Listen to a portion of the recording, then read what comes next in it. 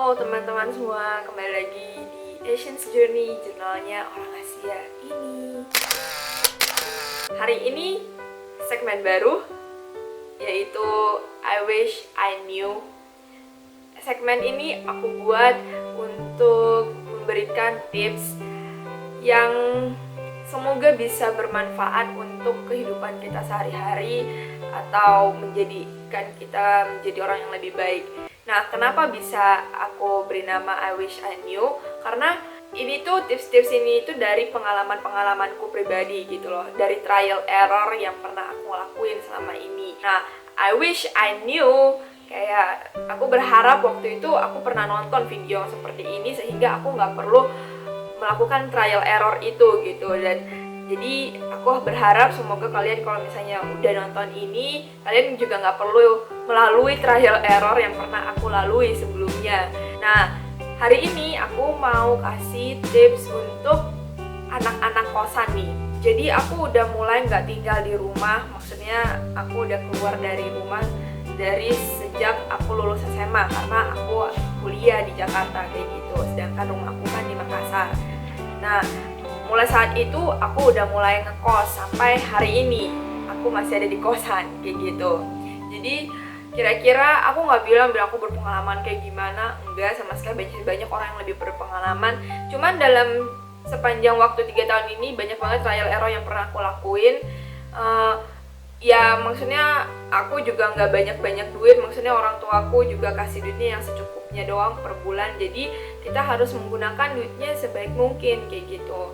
Nah, hari ini aku memberikan tips gimana supaya bisa duitnya dipakai sebaik mungkin dan kita juga bisa menghemat gitu loh. Jadi kayak beberapa pengeluaran gak harus terjadi gitu.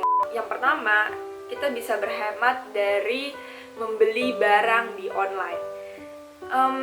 Ini aku bener-bener trial error banget. Banyak banget barang-barang yang dulunya aku pikir kan deket supermarket di sini.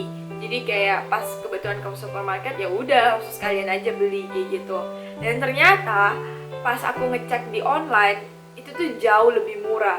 Ya emang sih, kalau misalnya barang itu nggak perlu banget gitu loh. Maksudnya nggak perlu hari itu ada, atau misalnya bisa tunggu lah kayak gitu. Mending aku saranin banget untuk beli online di e-commerce manapun lah. Cara beli di e-commerce itu pun juga ada caranya sebenarnya. Kalau aku pribadi, kalau misalnya barang itu nggak perlu banget, kayak ya emang butuhin tapi bisa ditunggu gitu, aku lebih prefer belinya itu setiap tanggal dan bulan yang sama. Kayak misalnya contoh kayak gini, kayak ada promosinya kalau misalnya di Shopee gitu ya, itu kan promosi misalnya bulan 1 tanggal 1 itu kan gratis ongkir kayak gitu, bulan 2 tanggal 2 gratis ongkir, bulan 3 tanggal 3 gratis ongkir kayak gitu. Jadi aku tunggu setiap bulan tanggal tersebut gitu untuk bisa dapat gratis ongkirnya. Nah, emang di Shopee, di Tokopedia ada gratis ongkir pada hari-hari biasa, tapi kalau misalnya di hari-hari khusus seperti itu kan gak ada minimum pembelian gitu. Biasanya ada toko yang gak ada minimum pembelian, kita bisa misalnya beli cuman 9.000, kita juga dapat gratis ongkirnya kayak gitu. Jadi biasanya aku udah masukin tuh ke chart semuanya, ke keranjang kalau yang mana yang aku mau, wishlistnya. Terus nanti tunggu tanggal itu baru aku beli barangnya. Itu jauh lebih murah karena kita bisa menghemat namanya uang biaya ongkir. Sebenarnya emang kelihatannya biaya ongkirnya, oh iya kalau misalnya kita tinggal di Jakarta atau di daerah Jakarta kan gak terlalu mahal ya gitu. Tapi ketika kamu menjumlahkan ongkir-ongkir itu semuanya, misalnya kamu beli banyak barang di toko yang berbeda, itu tuh akan menjadi amount yang sangat besar gitu loh. Maksudnya uang yang sangat gede juga hanya untuk ongkir kayak gitu. Jadi kita bisa mereduce ongkir dari cara seperti itu. Yang kedua, aku menyarankan banget untuk membeli air galon. Jadi kalau misalnya kalian masih sering-sering beli botol minum, maksudnya air mineral dalam botol yang gede 2 liter kayak gitu, aku lebih menyarankan belilah air galon. Beli air galon, terus ada kan sekarang namanya pompa chargeable gitu kan, yang nge-charge gitu, itu jauh lebih bagus. Nah kayak gini nih, yang kayak punyaku ini kayak gini. Itu tuh jauh lebih bagus yang kayak galon seperti itu, karena 1 galon aja harganya kisaran 17 sampai 20 ribu kalau di Jakarta ya. Kenapa aku bilang galon lebih murah? Kayak gini perhitungannya. Jadi kalau misalnya air botol yang 1,5 liter itu kan satu dusnya ada 12 isinya.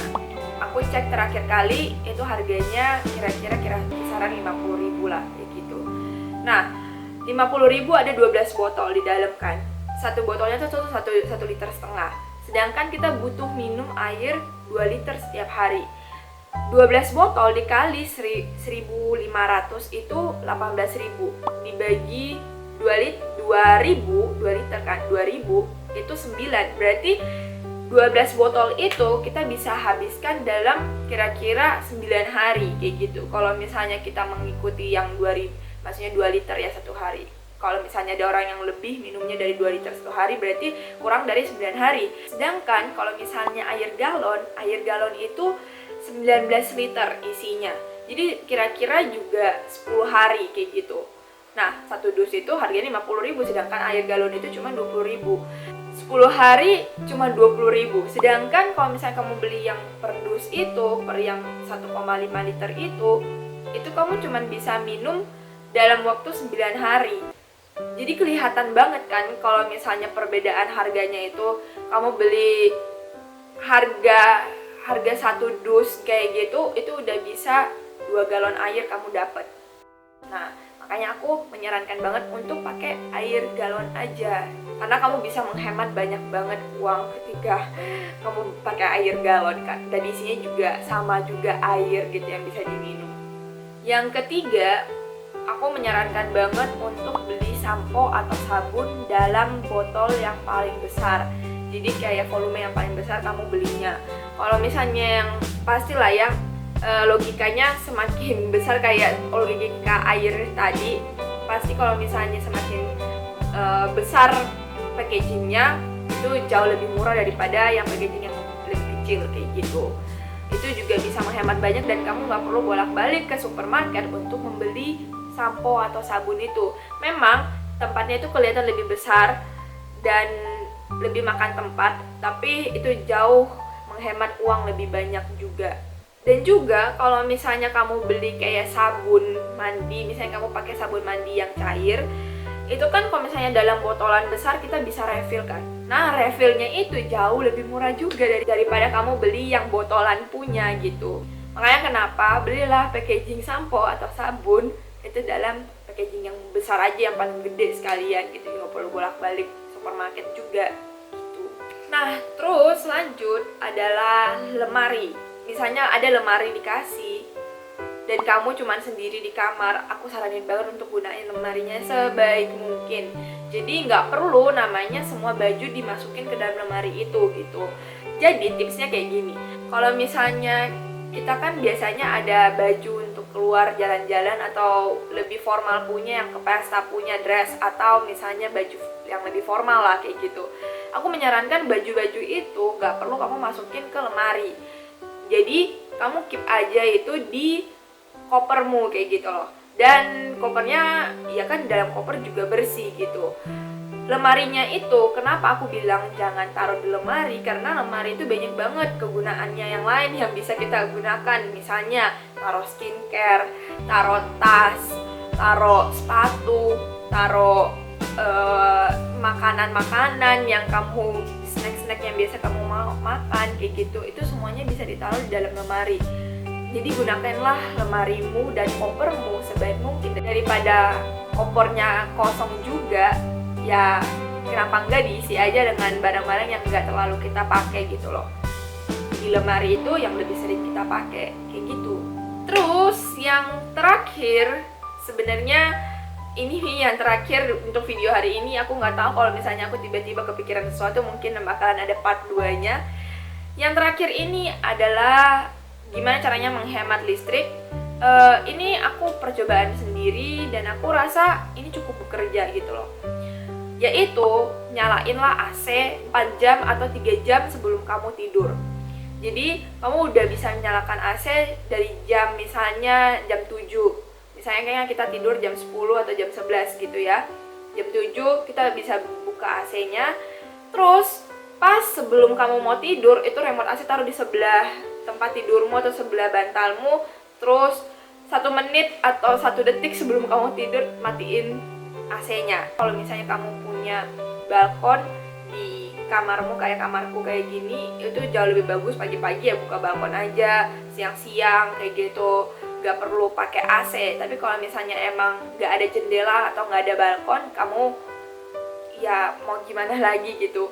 Misalnya kalau siang-siang benar-benar panas ya bolehlah buka AC. Tapi aku menyarankan banget ketika kita tidur, karena kita nggak beraktivitas, kita juga dalam keadaan nggak terlalu sadar kayak gitu. Jadi menurutku AC itu yang penting ketika kita mau tidur ya kerasa dingin aja gitu, terasa adem gitu. Jadi bisa tidur lah intinya.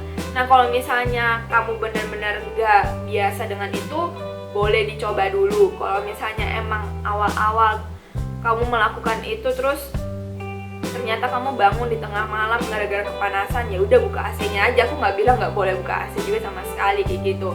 Tapi lama-lama itu kan menjadi kebiasaan gitu, dan kita bisa lama-lama hidup ya nggak bergantung sama AC juga nggak apa-apa kayak gitu. Jadi kalau misalnya sekarang aku tidur, aku pribadi nggak pakai AC, ya it's okay buatku, karena kayak ya udah adem-adem aja, yang penting aku bisa tidur gitu.